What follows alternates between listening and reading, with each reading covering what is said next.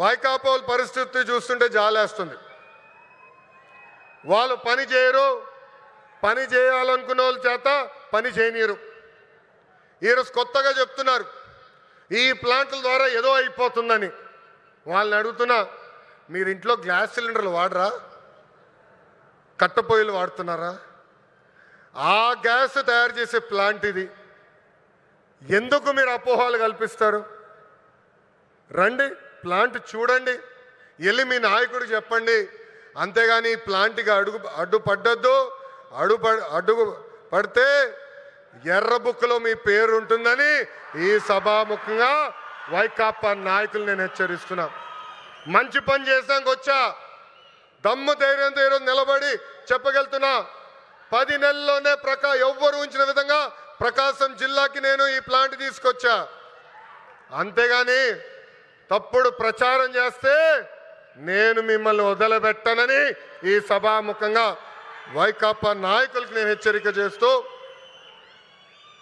నిజంగానే ఈ సమావేశం చూసినా, వేదికమైన ఉన్న పెద్దలు చూసినా, ఈరోజు ఈ కార్యక్రమానికి యాంకర్గా నిలబడిన ఉదయ్ భాను మేడం గారిని చూసినా నాకు యువగలం పాదయాత్ర గుర్తొస్తుంది.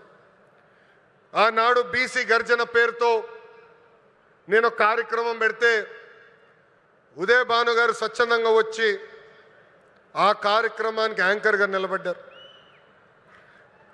బీసీ సోదరులు జరుగుతున్న అన్యాయం పైన ఆనాడు మేము పెద్ద ఎత్తున ఆనాటి ప్రభుత్వాన్ని నిలదీశాం.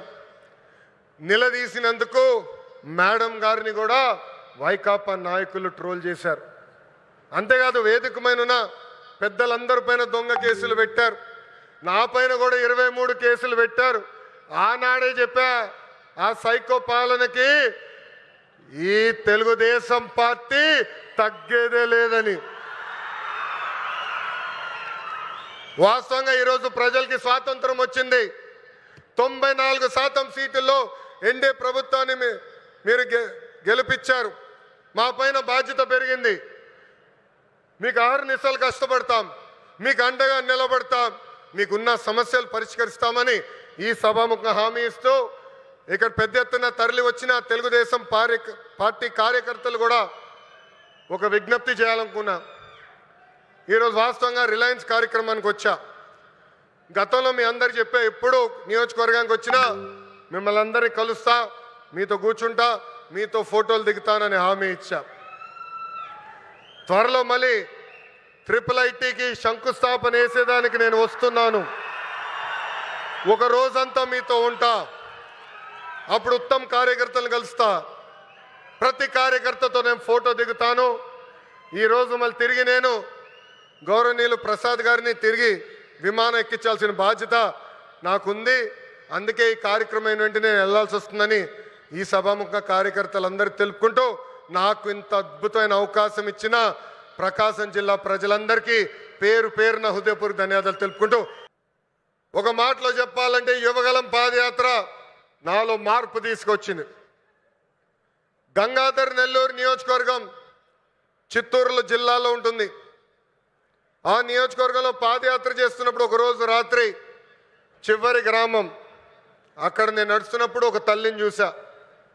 రోడ్డు మీద కూర్చుని బోండాలు వేస్తుంది. ఆమెను అడిగా, అమ్మా ఆకలేస్తుంది, నీ పక్కన కూర్చోవచ్చా, నాకు బోండాలు వేస్తాను అడిగా. స్టూల్ లాగా వేసి కూర్చో బాబాని చెప్పింది. ఆమె మాట్లాడుతూ ఆమెను అడిగా, ప్రభుత్వం నుంచి మీరేం ఆశిస్తున్నారు?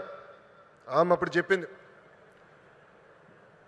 మద్యంకి మా భర్త బానిసుడయ్యి చనిపోయాడు.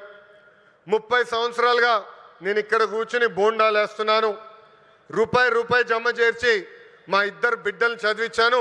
ఆ 2 బిడ్డలకి ఉద్యోగాలు కల్పించు బాబు అని ఆనాడు ఆమె కోరింది. ఇప్పుడు కూడా బాగా గుర్తు ఆ కోరిక. ఆ సంఘటన తర్వాత మరుసటి రోజు గౌరవ ముఖ్యమంత్రి చంద్రబాబు నాయుడు గారికి నేను ఫోన్ చేసి, ఎట్టి పరిస్థితుల్లో మేనిఫెస్టోలో మనం ఒక మొదటి హామీ పెట్టాలి. అది 5 సంవత్సరాల్లో 20 లక్షల ఉద్యోగ కల్పనే మన లక్ష్యంగా పెట్టాలని కోరటం జరిగింది. దేశంలో ఏ పార్టీ చేయని సాహసం ఎన్డీఏ ప్రభుత్వం చేసింది. ఆ హామీ ఇచ్చే ముందర నేను అనేక మందితో మాట్లాడా. వాళ్ళందరూ అన్నారు, ఈ హామీ మీరు సాధించగలుగుతారా, చేయగలుగుతారా అని అడిగారు. కానీ వాళ్ళు ఒకటే చెప్పా, నా ధైర్యం ఒకటే, నా బ్రాండ్ ఒకటే. ఆ బ్రాండ్ పేరు 3 అక్షరాల CBN. మొన్న ఢిల్లీలో ఒక ఇంటర్వ్యూకి వెళ్ళా. అక్కడున్న విలేకరుని నన్ను అడిగాడు, తెలంగాణకి హైదరాబాద్ ఉంది, తమిళనాడుకి చెన్నై ఉంది, కర్ణాటకకి బెంగళూరు ఉంది, ఆంధ్ర రాష్ట్రానికి ఏముందని అడిగారు. అతన్ని ఒకటే చెప్పా, మాకు చంద్రబాబు నాయుడు గారు అని ఒక బ్రాండ్ ఉన్నాడు, అందుకే మా రాష్ట్రం రూపురేఖలు మేము మార్చబోతున్నామని. 2024 ఎన్నికల్లో సైకో పాలకుకు బాయ్ బాయ్ చెప్పి సైకిల్, గ్లాస్, కమలం పాలన మనందరం కలిసికట్టుగా తీసుకొచ్చాం. గెలిచిన మొదటి రోజు నుంచి ఉద్యోగాల వేట మొదలు పెట్టాం.